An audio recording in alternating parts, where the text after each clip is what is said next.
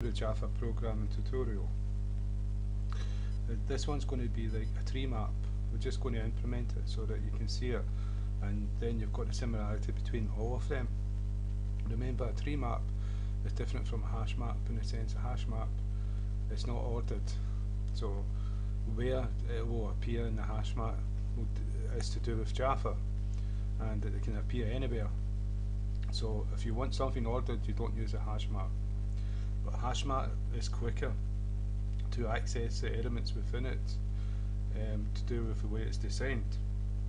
The tree map, however, it's ordered, so you would use that for a tree directory, to list a family tree, etc., those sorts of things. And so it's very useful, and the way to implement it is very similar to, if we look at the map, and we used a hash map. Instead of hash map, we've done tree map.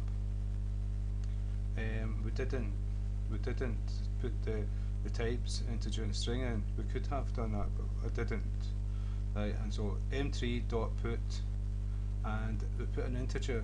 What we've got, if we've got a map and we've got a value, so these two are mapped together, and so it's 21, 22, 23, 24, 25, and these are ordered in the way that you put them in, so you've got access that you can do a whole directory tree branching off in all different directions. And so it uses the put command, just like the map put. The other ones use the add, and so that's a hash set, that's a set, and this one is a hash map, and this one is the array list, the array list, and so that's all the different ones.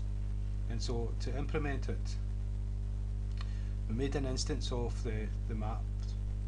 The constructor was treeMap. We added the values using put. We didn't use it for it. We just made it nice and simple and easy so that you can see what's happening.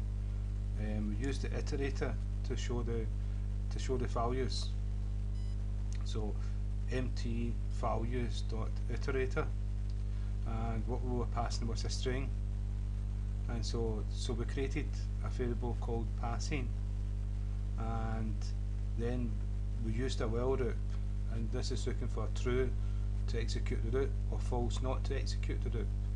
And so pass next, if it doesn't have a next value, it's not going to execute the loop, because it's going to be accessing something that's not there. And if it has something next, it will execute the loop knowing that there's going to be a value to process. And so when it's true, it's going to execute the loop, and when this is false, it's not going to execute the loop. So we put passing equals showing dot next. That's the element that's in the next. The hash next already saw there was something there, and this is us assigning it to passing, and we're printing it out with the system dot out.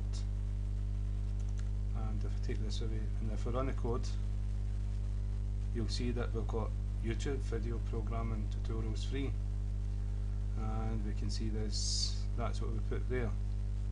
And so if I outside the while loop, system.out print ln m3, which is what we called this instance of treeMap, and it's going to print out all the elements. Well, we're going to show you, can't remember what we put in. Right, so this is the system out we looked at here.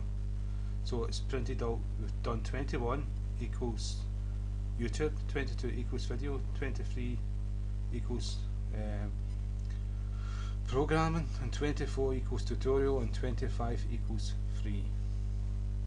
And so that's the basic implementation of treeMap, and you can see the similarities. And so a wee bit of practice, and you're off and running with data structures. And so what we're going to move on to is input output.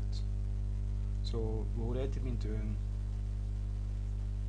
system.out.println, and see what it says.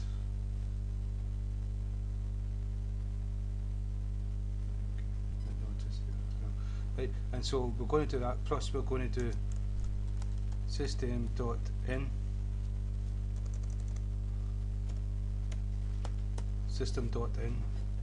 and that's the input stream, so that's to take something into your program to process from outside.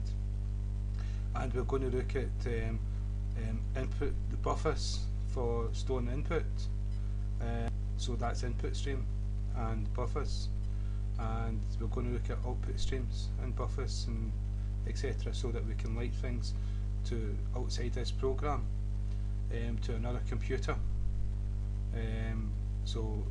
So it's moving forward where we're going to be using the input and output, and we'll be able to move on to the sockets and different things like that, files, those sorts of things. So it's very important.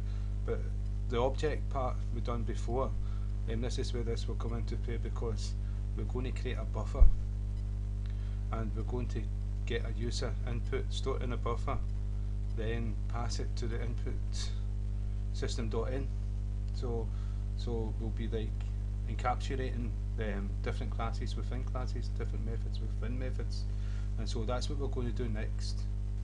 So again, thank you for your time, and hope that's helped at least one person that's